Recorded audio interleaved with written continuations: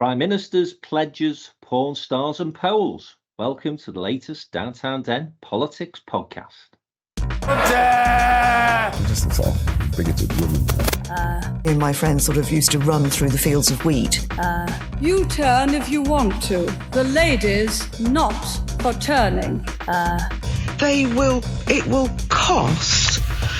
I know words, I have the best words, but there's no better word than stupid. Okay, welcome back to the Downtown Den Politics podcast, and it's the dynamic duo of me, Frank McKenna, the Chief Executive and Group Chair of Downtown in Business, and my erstwhile colleague, Jim Hancock, who, of course, is DIB's political commentator. And this week, we're going to be talking about Prime Ministers, one past, Theresa May, one present, Rishi Sunak, and probably one future, Keir Starmer. We'll also be looking across the pond, what's been going on in the United States with Donald Trump and the latest polls, which don't make particularly happy reading for the Democrats and Joe Biden. But James, much for us to talk about, but let's start with that special lunch that you attended this week. So you gave Trevor Steven, former Everton footballer, football legend, of course, England international as well. You gave he and I the brush off because you've been invited to this very special event at Westminster with former Prime Minister Theresa May. Give us your thoughts and reflections on how that went. Yes, from time to time we have these press gallery lunches with the reporters from Parliament, and they make a speech. We ask them to be a little bit amusing before they get into pitching whatever message they want to put over. So it was one of a series of those. And, you know, we've got this sort of impression of Mrs. May when she was Prime Minister, a very buttoned down character, under siege as she was politically. But she has transformed herself, and people will know that one of the key things, Frank, is she stayed on in Parliament, unlike Tony Blair and David Cameron, who caused by-elections and left. To her credit, I think it is to her credit, she's stayed on representing the people of Maidenhead, although she's going this autumn. But just a sample of her humour, she's got a book out, obviously, as probably partly why she accepted our invitation. But she was talking about the fact there are a lot of books out, a lot of political books out at the moment, and she was wondering what categories they should be put under in the library. And Tim Shipman's done 3 books on Brexit, and she said that should go in the horror section. And Boris Johnson's got a book coming out, and she said that should go under current affairs. So that sort of rivalry is still there. Yeah. Did you detect some bitterness within any of the comments that she made? Because whenever she does appear in Parliament, it does tend to be on the basis of trying to embarrass whoever the sitting Prime Minister is at the time. So she had a number of sort of fallouts with Johnson during his time as PM, you know, sort of intervened during Prime Minister's questions or debates. I don't think she had time to intervene with anything Liz Truss did. But again, I've not really seen anything from Theresa May that suggests she's a massive fan of Rishi Sunak. Was there any commentary on any of her successors or indeed predecessors in the job? I mean, there were, as I say, that sort of waspish comment about Boris Johnson was there, and there were one or two other references that there was no love lost between her and Boris Johnson. I think she felt that he completely undermined her at a very difficult time, but she wasn't explicit about it.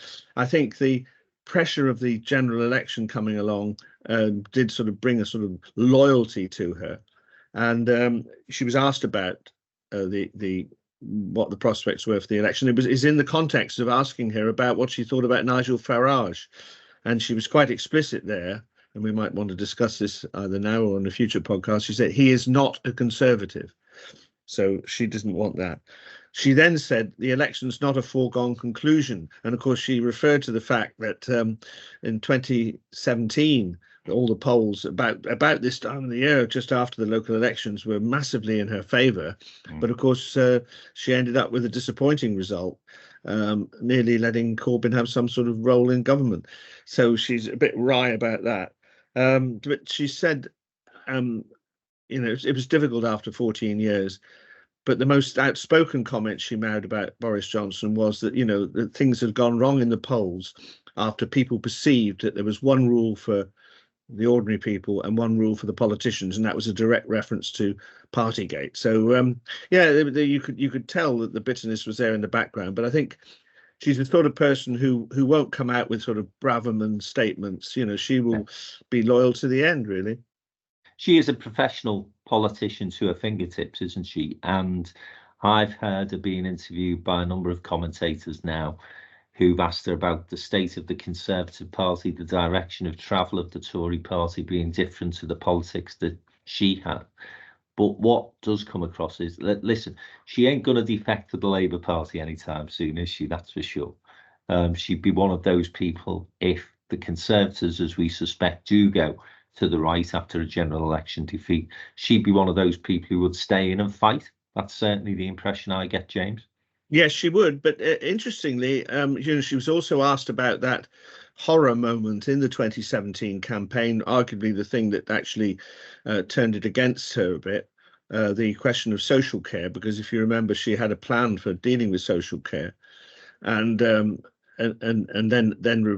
reversed it, and then came out with this exasperated comment, nothing has changed.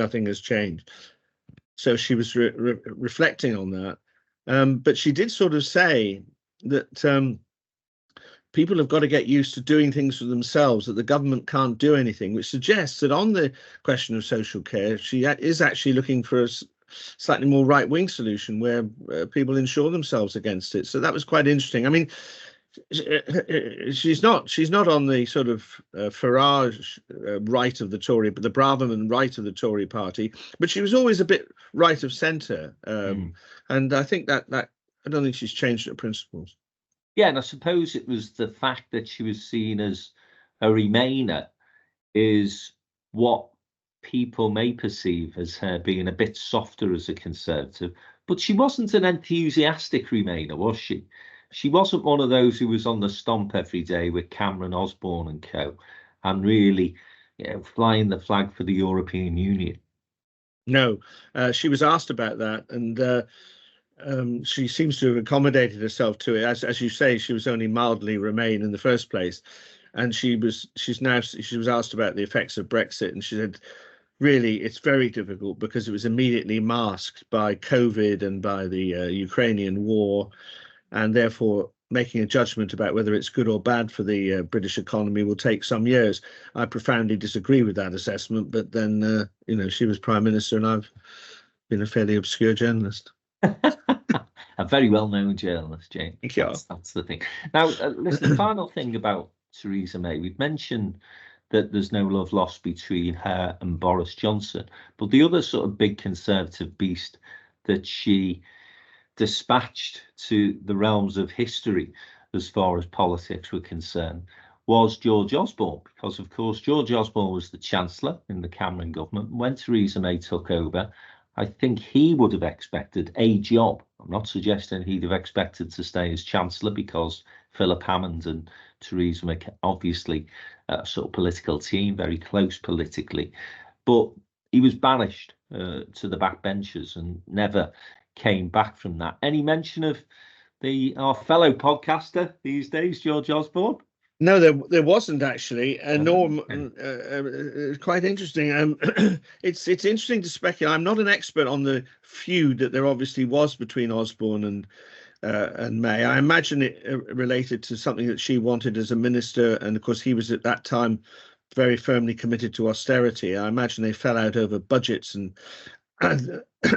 things like that. And I think both Cameron and Osborne became a bit exasperated by she was called the submarine, because she would sort of disappear. She'd be given a brief or something and she'd disappear for quite a long time, because she always took an interminable, this is what people have been saying about her, she always took an interminable amount of time to make up her mind and give her reaction.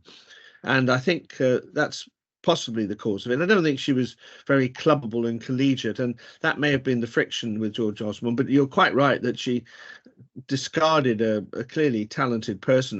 Maybe it was just that he was a mighty figure in the coalition that she just didn't want him around looking over her shoulder. Yeah, interesting. I mean, he's clearly still scarred by the experience because he does mention Theresa May quite often, actually, in the podcast he does with Ed Balls. And as I say, I think it's quite clear that he wasn't ready for retiring from politics at that time. It was sort of forced upon him. The other thing that's just come back to me, Jim, we talk about Theresa May being on the right of the Conservative Party, but she did famously coin the phrase the nasty party. And, therefore, all the changes that David Cameron made to the Conservatives to make them more electable, to make them more collegiate to the electorate, and to make them softer, you would have to give her some credit for that. So maybe people listening a bit surprised by that definition of Theresa May being on the right of the Conservative Party. Yeah, I mean, with everything with Theresa May, she was just in favour of Remain. I only meant to say that in terms of her political position, she was on the right, but I did make the distinction between the right in those days and the right now. So I think she would certainly be against the party lurching to the right, but of course she will be presumably in the House of Lords. She dodged that question, by the way, whether she's going to go to the Lords. But although she's a sort of person in a funny sort of way who might not want to go to the Lords, she's quite personally modest, which is quite refreshing in the days of fairly pompous politicians. So we'll see what she wants to do. Well, from the past Prime Minister to the present Prime Minister, Rishi Sunak, we spoke about his speech last Monday, which had been well trailed in the weekend press, with Joe Phillips, of course, last week. And we were expecting the speech to focus upon defence and security. And he's trying to explain why the UK is a safer place with him and the Conservatives in charge rather than Keir Starmer and all these lunatics on the Labour benches. I'm not quite sure that's going to play under the leadership of Keir Starmer, to be fair. But then the speech turns out to be far more wide-ranging than that, Jim. In fact, for me, it was a bit of a dog's dinner. He was trying to cover about 99 subjects in one speech. And the reviews afterwards were, actually, the Prime Minister had got it wrong and made a bit of a mess of it. Yeah, I know we're going to come on to discuss Keir Starmer as well. And in a sense, they run together, because I sort of felt after both of those things, and particularly after the Prime Minister, that we are de facto in the election campaign now. Yeah. And heaven help us, because I'm almost bored with it already, and if we're going to go on with these two, they're like in cycle racing where they neither wants to take the lead, they want to sort of wobble around, and then you wonder whether one's going to sprint for the line, and they're not really saying a lot. I fear we're going to have months of this. But taking Rishi Sunak, no, it was a wide-ranging speech, but it's. When Labour attacked, when commentators sort of said it was yet another sort of relaunch and so on, it really had the character where I think Sunak's been making a mistake, that he tends to go after one or two, or in this case, multiple issues, like whether it be smoking or reforming A levels and things like that. And they never give us a theme for what he'd want to do as Prime Minister in a full term if he was given an opportunity. He needs to develop a theme, and that theme, as you have rightly said, was not present. The other thing, of course, was that he did talk about security and being safe in Britain, and immediately announced 70-day relief for prisoners coming out, which of course Starmer capitalised on. Yeah, I thought it was a pretty poor performance from the Prime Minister. And sometimes you do have to point the finger at advisors. And people may say to me, that's a bit unfair. After all, he is the PM. But he's busy. He's got a job to do on a daily basis. It's a 24/7 job. Whether you like the guy or you don't, that is a tough old challenge being Prime Minister, being any sort of government minister, to be fair. So he is relying on his advisors quite heavily to get those sort of set piece moments right. And they got it badly wrong. And what came out of that was that actually Rishi Sunak doesn't have a plan. He's been banging on for months. I've got a plan. They haven't got a plan. And it just, as I say, seemed to me to be a mishmash of insults, Some of his speech was trying to suggest that the UK was in fine fettle and heading in the right direction. Other parts of his speech, he was trying to depress us and frighten us. Didn't seem to know what his messaging was going to be. And at the end of it, of course, he ends up, in my opinion at least, in a worse position than he was prior to the speech, which is not what you want to do, particularly, you know, when you're making a presentation that has been so well trailed over the weekend, as I said earlier. Poor performance, Jim, and poor advice in my view. Yes, poor advice. Because I think the other issue is that obviously Labour is hammering on saying, go to the country, go to the country. So if you are sort of making a speech which is, to all intents and purposes, like an election launch, A campaign speech. Yes, a campaign speech, albeit, but as you say, badly done, then you've got the worst of all worlds. You're making a bad speech, and it's framed like a general election, which begs the question, well, why aren't you testing this and going to the country instead of submitting us to what is very likely to be a summer of phony warfare before you get there? I mean, just to get your opinion on it, I mean, talking about advisors and so on, he obviously takes advice. He appeared on Loose Women this week. I don't know whether you... I see. That's your reaction to that. Yeah. Oh, you are putting yourself in an environment which is totally unpredictable. You know, it's called Loose Women for a reason. Those were formidable. I would not want to be quizzed by them. As really, I'd like to see that, Frank. Well, I'm sure you would, Jim. I'm sure a few people would. But you know, as Prime Minister again, why would you put yourself in that position? Well, let me caveat that. Actually, Tony Blair would have been fine on Loose Women. David Cameron would have been fine on Loose Women. Gordon Brown would have been a disaster, and Rishi Sunak was a disaster. Rishi Sunak has also got that problem, and I think this is increasingly being seen as a problem, that he is a billionaire.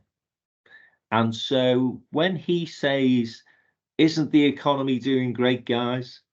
People turn the mirror back to him and say, well, it might be for you, pal, because you've got plenty of money in the bank, but my mortgage has still gone up. Food in the shops is still too high. The rich list was produced yesterday by the Sunday Times. Who was in the rich list? Rishi Sunak. And so you've got these four women who are sort of grilling him on different issues. And the underlying tone of it was, you're just a posh boy. You don't really understand the real world. That was the nature of the whole tenure of conversation. So again, Jim, you're absolutely right. Whoever advised him that that was a good idea, really, they don't know popular culture. They don't watch telly. And they must have thought, surely he was going on to an entirely different programme. Yeah, it is difficult, isn't it? Because they are desperate to appear in programmes other than political programmes, you know, to be down there with the people. Down is a pejorative word, but, you know, with the people. Yeah. And Starmer, to be fair, he did a personal interview where he actually revealed quite a moving thing about his father, and never said anything to him about how well he was doing. And when he died, he found masses of cuttings where his father had followed every step of his career, and that was quite a nice thing, you know. And his love of football is genuine, unlike David Cameron, who said he was a Villa supporter and couldn't name one player. So there's always this. There's always this. They want to be seen in a different context. I'm not entirely against that, but you're probably right about Sunak on Loose Women. Yeah, you got to pick your programs. And again, I would say Starmer would probably do okay on Loose Women. You know, he's a working class lad. And, you know, that may sound strange to people who sort of see his persona as a politician. They just see that. And he's Sir Keir Starmer, of course. But he is from a working class background. You know, his dad had a manual labouring job. His mum was a nurse. His family had some challenges as well when he was a youngster. And he is, as you say, and does this matter? I don't know, but he's authentically a football supporter, which again plays into that. Well, he's a working class lad. And most of the conversations I've had with Keir Starmer, and I haven't had many, but most of those that I've had have been about Arsenal and England and Everton, because he sort of loves the relief of having a conversation with someone about football rather than just the politics and the policy. So he and I, when we do see each other, will invariably talk about football. So I do think there's an authenticity there to Starmer and his working class roots. Whereas, as I say, Rishi Sunak, he's a posh boy. Nothing he can do about that. But what you can do is avoid situations which are going to make you being a posh boy somewhat embarrassing. And I think Loose Women's that sort of environment, unfortunately. Yeah, it does raise the question of who's going to be the front person for the election. I mean, Michael Gove possibly will he be? No, He seems posher than Sunak. Yeah, but he's quite funny. I just think I don't think he'd be trusted by the Conservatives to lead the campaign. The guy who seems to be getting an awful lot of airtime lately is Grant Shapps. And that's the name he goes by these days, by the way. And I'm not convinced either, Jim. I see your grimace there, and I'm not convinced either. But equally, who else is there on those benches? Hunt, well, not Dowden, again, not Oliver Dowden, not the party chairman. No, Jeremy Hunt comes across as posh boy as well, doesn't he? I mean, and by the way, this sounds like a very derogatory term, posh boy. That's what these guys are. You know, they've all been to Eton, or they've all been to the elite schools. They've all had sort of privileged upbringings. Nothing wrong with that. Not their fault. They didn't choose what to be born into as a family, but nonetheless, you do have to have some authenticity and some way of engaging with the wider electorate. They had it. He was called Lee Anderson. Well, I'm not sure he did. I think they had it, and it was called Boris Johnson. The point I was going to make was, it doesn't matter whether you're a posh boy, you've got to find a way of having a narrative or a persona that enables you to overcome that difficulty. And Rishi Sunak simply hasn't got the skill set to do that. There are a couple of attack dogs who wouldn't remotely lead the campaign, but I just draw your attention to them. As James Daly, the Bury MP, Bury Conservative MP, I do quite like him. He's a bit of a terrier. He was on at the weekend on the Northwest BBC political programme with Lucy Powell, and he's a bit of a terrier, and he does it in quite an amusing way. And there's also a guy called Jonathan Gullis from Stoke, who's one of these red wall Tories who got in the Boris Johnson wave, and he's very well informed. He when he's on with Labour people, he's got chapter and verse on where Labour's failed in the past. So they will make a bit of a fight of it. But I agree with you. They're going to be struggling to get somebody that's going to sort of lead off the campaign. I mean, like Prescott did in '97. I mean, obviously Blair was everywhere, but Prescott was around as well, punching the voters. Quite literally. Yeah, you've got to have that cut through, haven't you? You've got to have somebody who's got that, as I say, authentic voice, who can cut through to voters that are not necessarily in tune with the leader. The two MPs that you've just mentioned there are not going to be anywhere near frontline campaigning during the general election campaign. I don't really know the Bury MP that you were referring to. Jonathan Gullis makes me vomit, to be honest. So I've got no time for that guy. But I think that if I was looking at the Tory benches, I'd be thinking Esther McVeigh, Gillian Keegan, yes, and probably Kemi Badenoch. And the I know you don't particularly rate Kemi Badenoch. I think she comes over as really entitled and posh, but the other two, but she's got an authoritative way about her when she's doing interviews with journalists. And the other woman, all these are women, just noticed as I'm going through the list, Katina, who I think is excellent, actually. I think she is a bit of a rising star who is under the radar at the moment, but I think she will probably play a prominent role in the election campaign. And it's those sort of female voices that may enable the Conservatives to sound a little bit more human than the rather robotic Sunak, and even Jeremy Hunt doesn't really, and for me, come across as a great media performer. I don't know about you, Jim, because you probably, certainly with Hunt, had one-on-one interviews with him, or at least been in a room with him. Yes. No, he. I mean, let's face it. It was a bit of. You never know when a political career is over, because he was, he was health secretary for 6 years and sort of largely disappeared, and then was resurrected by Sunak after the Truss debacle. But he couldn't he couldn't have expected that to be put into the position of being chancellor. I didn't think he had any financial credentials for the job, and was suddenly projected back into it. But he was brought in for stability. He wasn't brought in to be charismatic in terms of the election campaign. No, not at all. And sometimes you don't necessarily want somebody who's charismatic in that role. But when we're talking about who's going to be fronting a campaign, who's going to be able to make that connection with the electorate. Esther, by the way, Esther McVey didn't do herself any favours with that throwaway line about lanyards. The speech again on Monday probably would have got away with sort of saying bit of an anti-woke, I'm the common sense minister narrative was fine. But once you start getting into what colour lanyards people can wear, then that does become the story. And as somebody who's media trained, got a media background, I'm surprised that she fell into that trap. Well, a minor disagreement here. If civil, how far are we going to take this? Civil servants we're going in with lanyards with vote Labour on.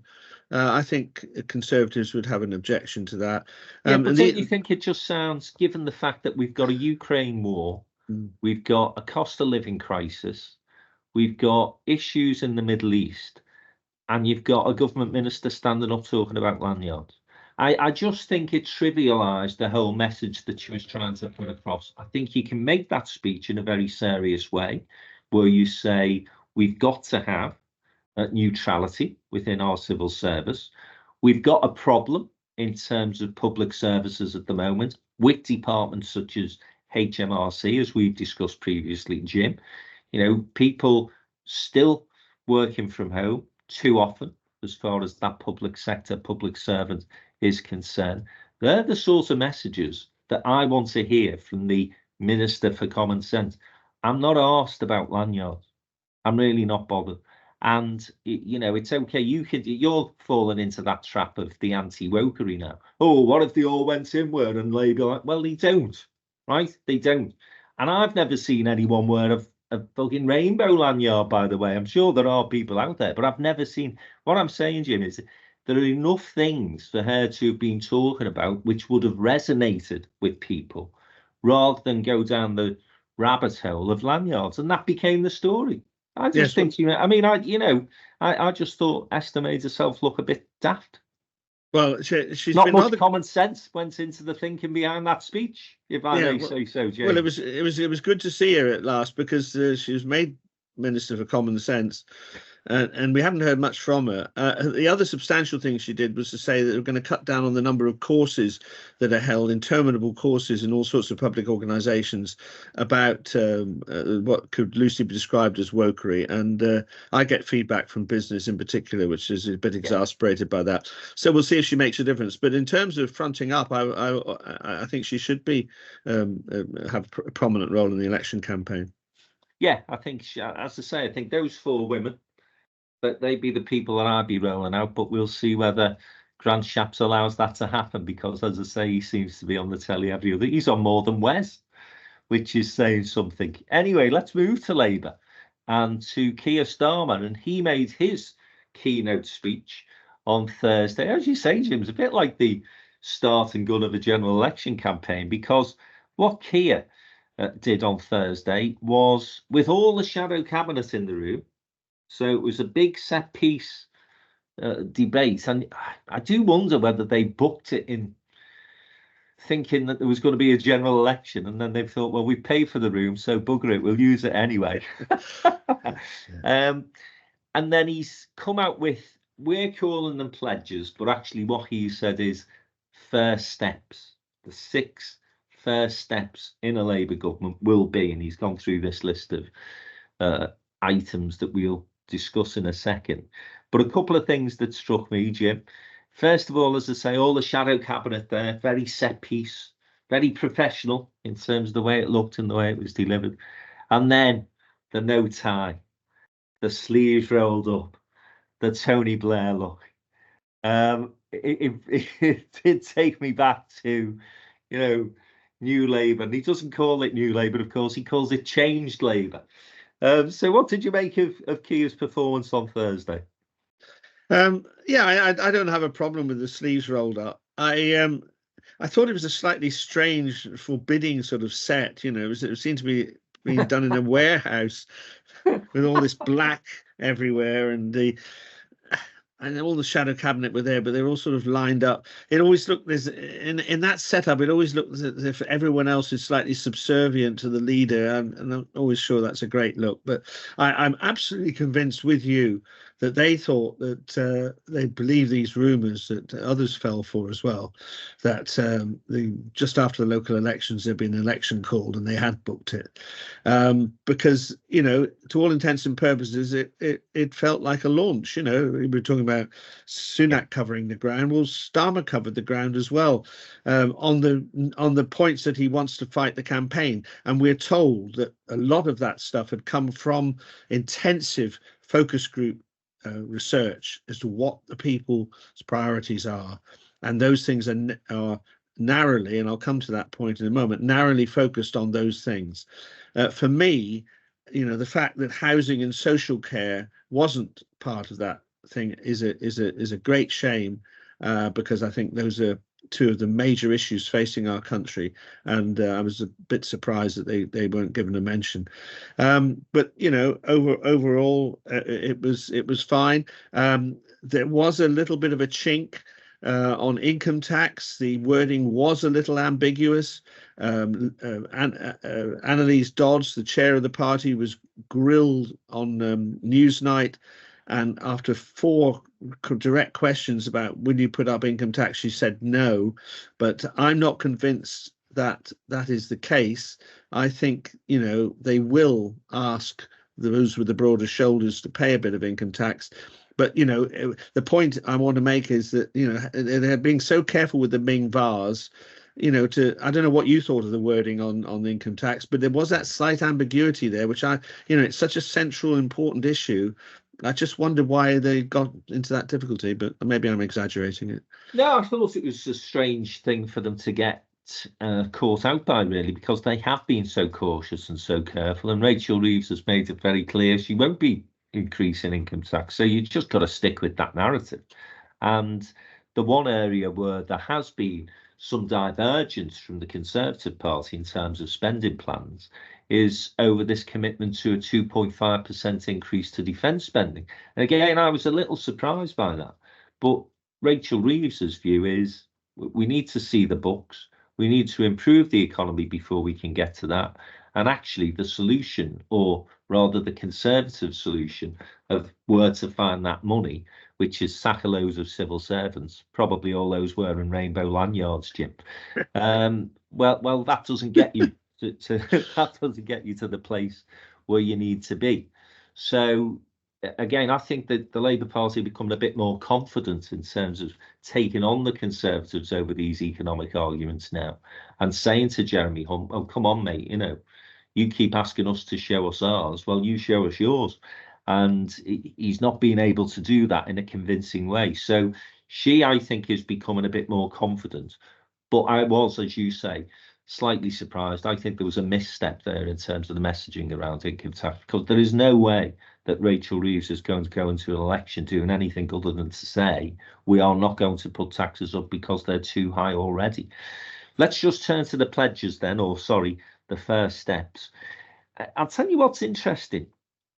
So I'll run through them very, very quickly.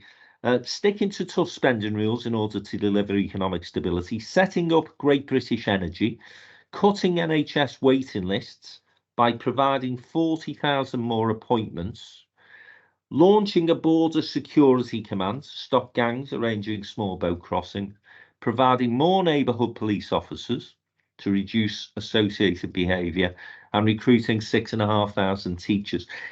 So for me, they're all fine and dandy. There's nothing to scare the horses there. Dare I use the phrase common sense? They're all sort of common sense proposals that you would put forward. I think the Great British Energy Initiative is quite exciting and could garner support from the business community, for example, in terms of investment, getting engaged and getting involved in that. But if you remember the Blair 5 pledges, it was very much on the delivery, the outcome. So, you know, cutting NHS waiting lists, cutting class sizes, cutting, I think interest rates might have been a thing at the time. I know that, you know, that economic stability, certainly a message that Gordon Brown was talking about. Increase in people's pay in terms of, you know, it was about outputs, those 5 pledges. These things are about putting stuff in.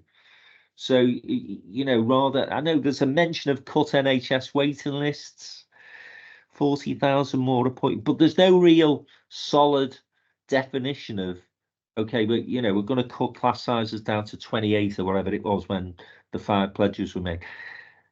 That suggests to me that they're still working on some of the detail, Jim. So they may have been ready for a campaign launch, but I'm still not convinced they're ready to put together a comprehensive manifesto.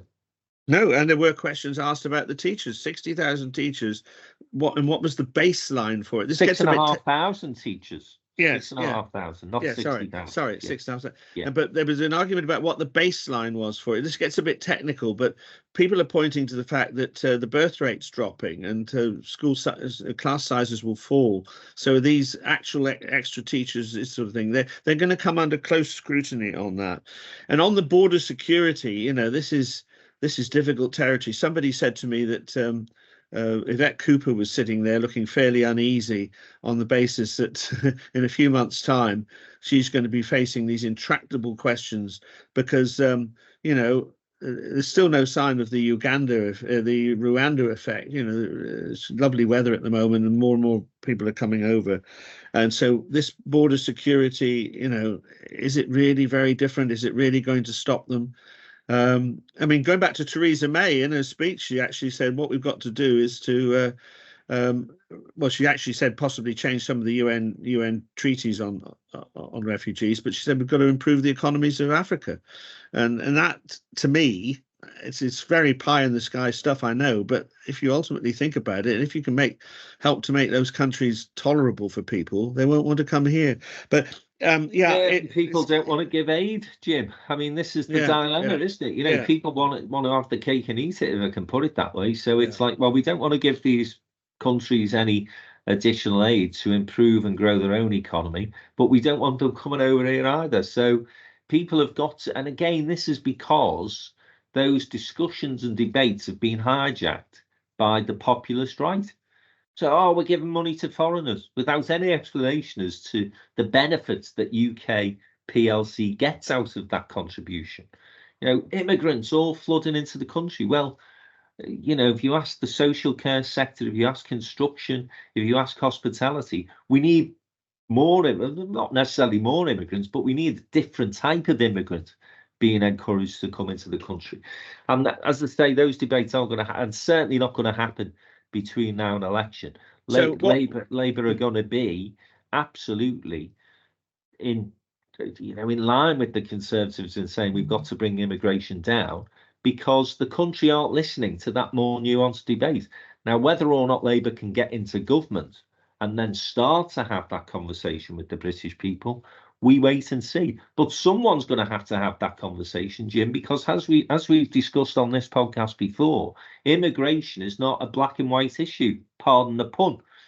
Immigration is a very complex and difficult conversation and policy area to resolve because there's so many benefits. I was listening to, I think it might have been Osborne, certainly a Conservative commentator recently saying, you know, one of the big downfalls in terms of our Brexit, if you like, and these new rules attached to immigration is our universities now getting absolutely battered, financially struggling because they're not able to recruit as many foreign students as they were previously. And of course, what that enabled our universities to do was subsidise British students into university.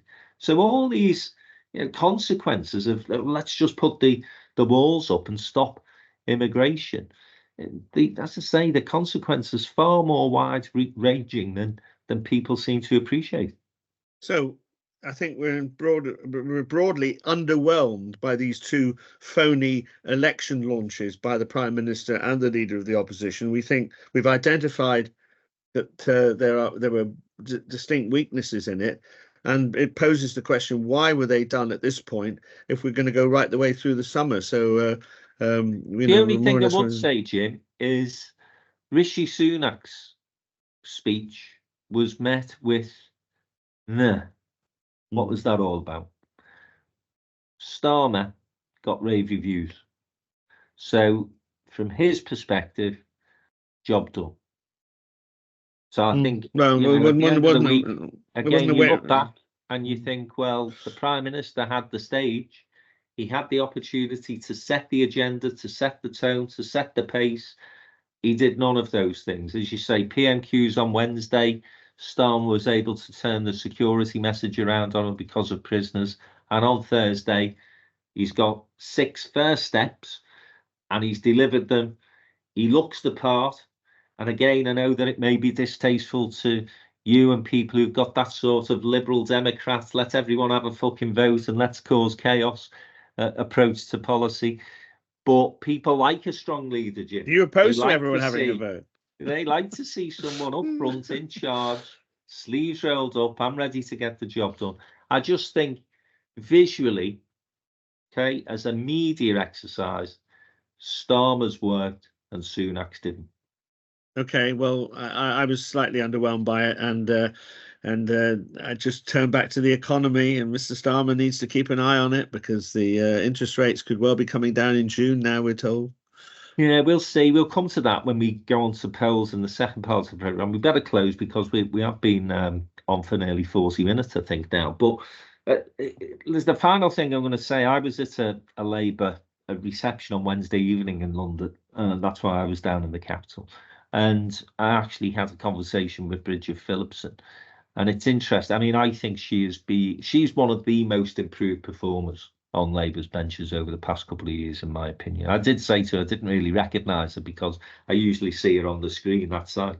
Again, somebody who's been regularly rolled out for media appearances. She did Question Time a couple of weeks ago and she was excellent. But I made the point to Bridget, in terms of education, we've got to be far more ambitious. It's got to be change, reform. Ofsted, I was talking to her about an issue I've got as a governor of a college in Liverpool and some of the problems we have with convincing Ofsted to give the college credit for an awful lot of the great work it does, but because it doesn't tick boxes, that doesn't happen. So credit to her, you know, she's asked if we can sort of open a conversation, a dialogue over that particular policy.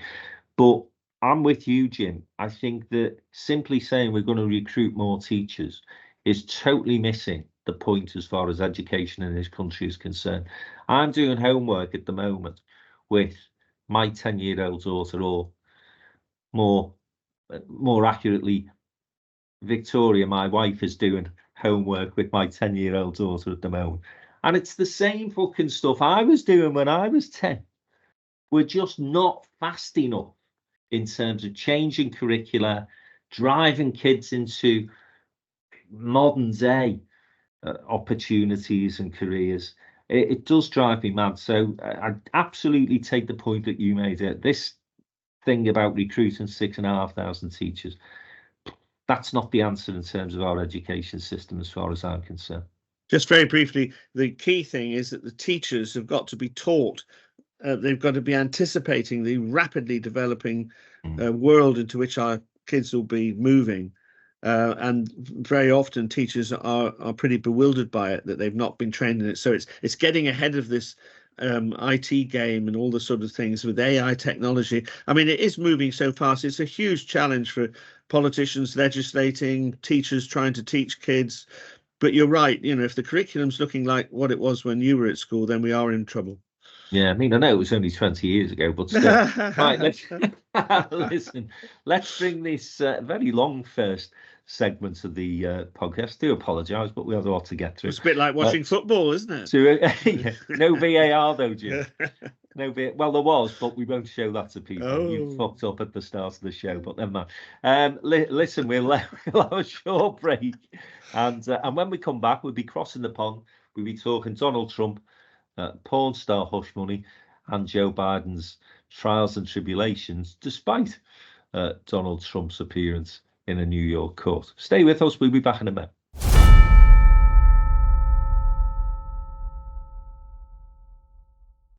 Welcome back to the second part of the Downtown Den Politics podcast. We're going to cross the pond now and see what's happening in America. Fascinating, where you've got two geriatrics being presented as the choice for president, and you've got JFK Jr. in the running as well. Don't really want to get into it. That's a story in itself, which we will come on to before November's polls, I'm sure. But Donald Trump's caught up in this court case, and it's all to do with him paying hush money to a porn star, Stormy Daniels, many, many years ago. Now, there's no problem in sleeping with a porn star, legally, no problem sleeping with a porn star. No problem at all with him subsequently wanting to give us some money. But this money apparently was paid by a solicitor that was working for him at the time, Michael Cohen, and came out of campaign funds. This is where the illegality comes in. So Donald Trump has utilised campaign funds to shut somebody up, stopping an embarrassing story appearing in the newspapers or on the media prior to the presidential election. Not the last one, the one he was fighting against Hillary Clinton. So, Jim, the remarkable thing, I'm sure, for all our listeners in the UK, is that this, far from doing Donald Trump damage, appears to have improved his performance in the polls and has certainly bolstered his fundraising activities. What do you make of it all? Yeah, I mean, obviously Donald Trump denies the sexual relationship, but you've actually explained very well, because I don't think sometimes people get what's actually at the heart of this. It is this question of whether campaign funds were used, and there is misgivings as to whether actually making it a federal crime is a stretch. And people would much rather see, and I would have much rather seen him being dealt with over the flagrant attempt to interfere with the result in Georgia by saying to that guy, all I need is 11,000 votes, you know. I mean, that's the one that should be tried. But it is extraordinary, you know, that none of this is washing with the voters, and the Republican Party are absolutely behind him. I heard a report last week. There are so many Republican House of Representatives and senators in New York supporting him that they're not available for congressional business down in Washington.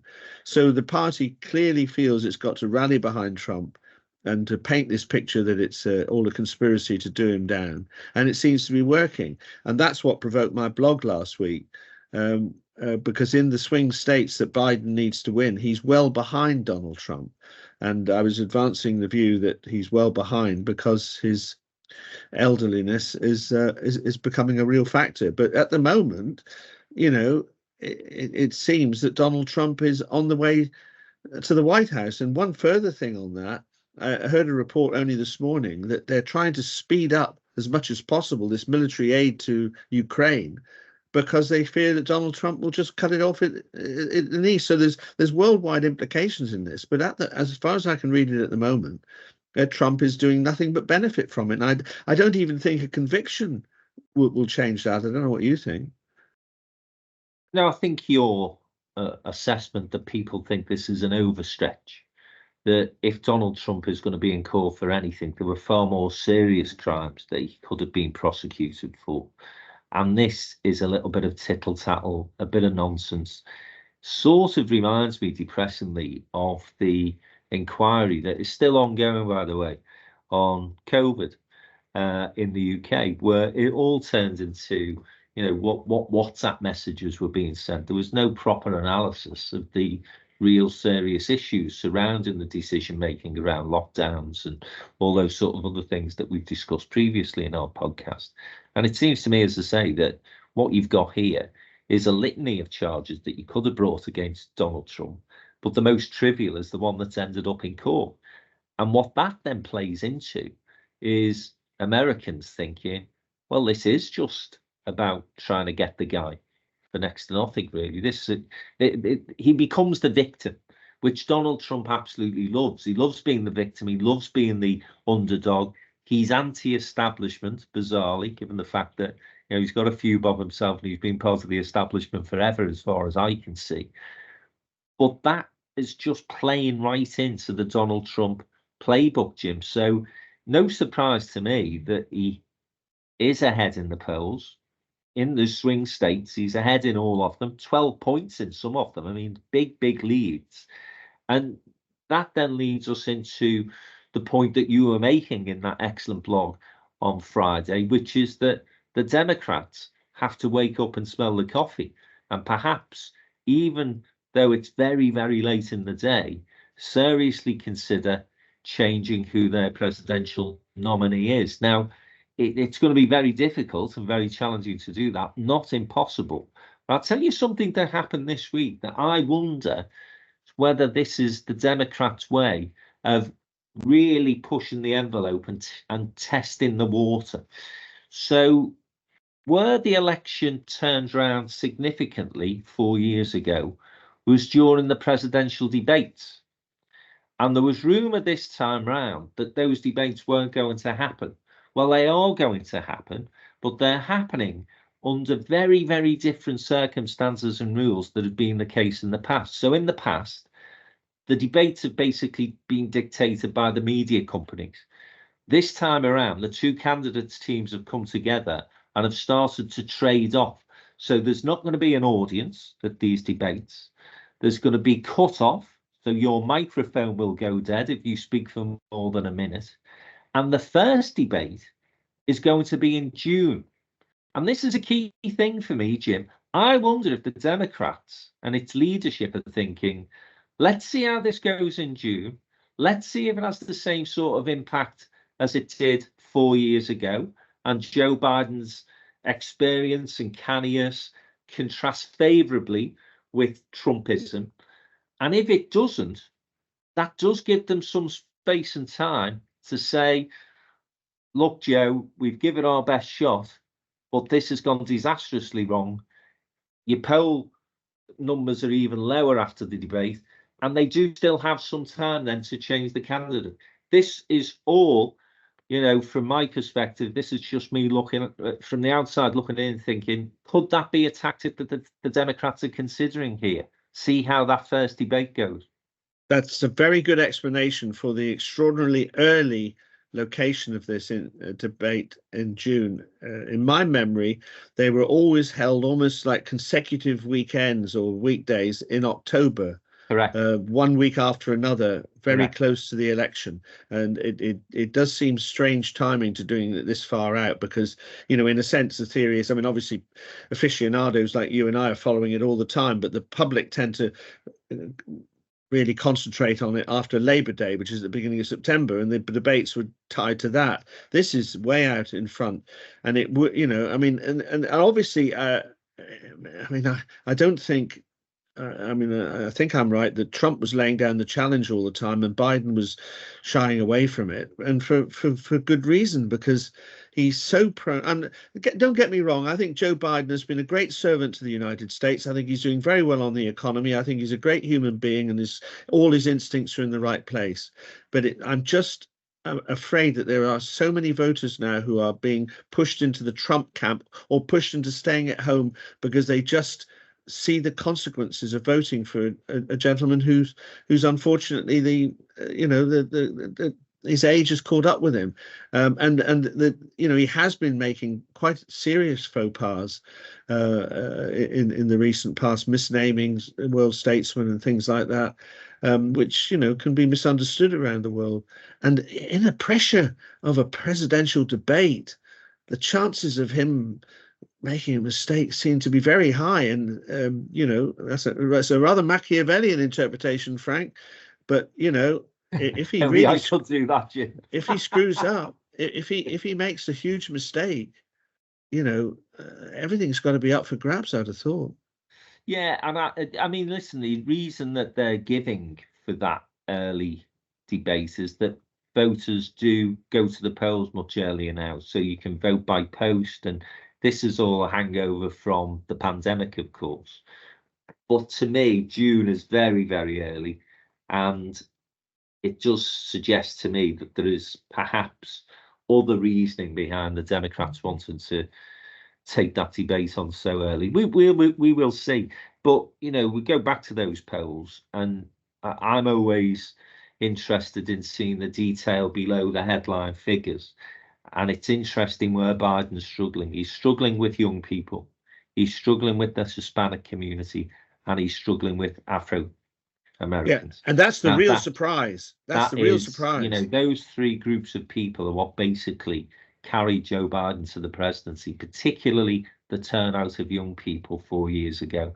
The fact that that's not going to happen this time, or appears that it's not going to happen this time. He's got a hell of a mountain to climb. And of course, the reason that young people are particularly switched off at the moment is because of the conflict in Gaza. Yes, but I mean, what do they think they're going to get from Trump? But can I just ask you, you know, it's the Afro-Americans and the Hispanics that he's not attracting now. That there's quite a lot of the black vote is being attracted towards Trump. I don't know why that is. Well, apparently he brought, I don't know the detail of this, but apparently he brought in a reform around prisoners and the release of prisoners, which affected largely the black community in a very positive way. And he's taking great credit for that. So, you know, on a practical level, Donald Trump has done something for the black community that worked. And as I say, he's getting I don't know the detail of it. I'd have to have a look at that. But equally, you know, the Democrats really been working that constituency of voters hard enough over the past 4 years. It does suggest to me that, you know, they've got a similar problem that Labour have with its red wall voters. Look, you're just taking us for granted. You just expect us to vote for you whatever is happening in government and in the White House and in our communities. And I just wonder whether there's a bit of a kickback from that. I don't know the detail, as I say, of that particular Trump policy, but I've heard black men being interviewed, Afro-American men being interviewed, talking about that particular issue. So maybe that's it. But in terms of those polls, as I say, Jim, they're getting worse. Every time Donald Trump appears in court, then his poll numbers go up. Yeah. Well, I just, my final word on this is to say that although I've advocated that the Democratic Convention be turned into a choice of a new candidate, I don't underestimate the risks of that, partly because there is no obvious alternative. I've mentioned Gavin Newsom and Gretchen Whitmer, the governors of California and Michigan, but no one's heard of them. So it could unleash a whole lot of mediocre candidates and create quite a difficulty in choosing somebody. And again, you know, it's somebody unknown. I mean, Biden's big thought is that I have beaten this man Trump, and it's only me that can beat him again. So I'm not for a moment diminishing the scale of, I don't normally go in for these things which could be described as gimmicky journalism. I don't underestimate the difficulty it could plunge the Democrats into, but I just think it's reaching an unsustainable point. Yeah, it's going to be fascinating to see what happens. My view, despite the fact that I'm sure the Democrats would, at least some of them would like to change horses, I think it probably is too late. And maybe the thinking behind those early debates is, let's get people focused on Donald Trump again and his record as president, which wasn't great, and the chaos that he created whilst he was in the White House. But we will have to wait and see. And I'm sure you and I will be watching that June debate with great interest, Jim, even if many of our listeners won't be. I was going to talk about the UK polls, but we've run out of time. Suffice to say, they haven't shifted at all. And the point I was going to make really was that all these speeches that Keir Starmer, Rishi Sunak and others are making, that it just appears to me that the British electorate have made their minds up, and Labour's lead is standing steady at around 20%. Rishi Sunak could stand up next week and say he's going to pave the streets with gold, and those poll numbers wouldn't shift. So we will come back. We'll keep an eye on them to see if they do move at all. But there seems to be a consistency and almost an acceptance amongst the political commentariat, if I can put it that way, that we are heading towards a Labour victory. Big question, of course, is what scale will that victory be? That's a subject we will return to in future weeks and months, I'm sure.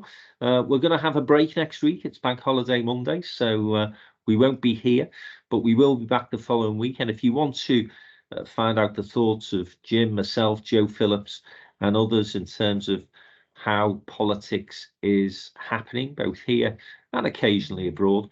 Don't forget to subscribe for free to our TFI bulletin, TFI Friday. That's thank Frank, it's Friday. And that will be in your inboxes should you subscribe every Friday morning, 8 a.m. And if you go into the introductory details of this podcast, you will see where you can make that subscription. Thanks for joining us.